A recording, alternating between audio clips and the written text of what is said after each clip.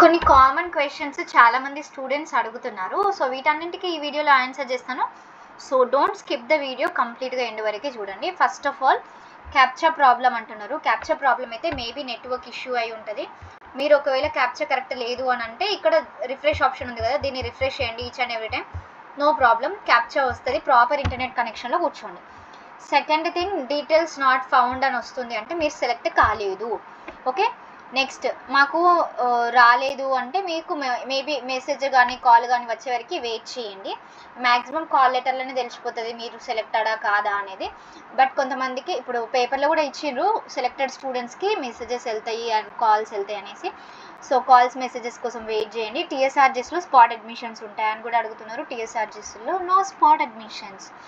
Okay, next ఏదైనా students for suppose tie break కానీ కావట్లేదని ఉంటే అవన్నీ ఆల్రెడీ వాళ్ళు చూసే మనకి సీట్ అలాట్మెంట్ చేస్తారు. సో ఇప్పుడైతే అట్లాంటి వాటికి ఏం స్కోప్ ఉండదు. డౌన్లోడ్ చేసుకోండి మీ కాల్ లెటర్స్. ఎక్కడ సెలెక్ట్ అయ్యారనేది ఛానల్ కింద కమెంట్ చేయండి. ఇంకా నేను ఏదైనా డౌట్స్ మీరు అడిగినవి మిస్ చేస్తే do comment in the chat box.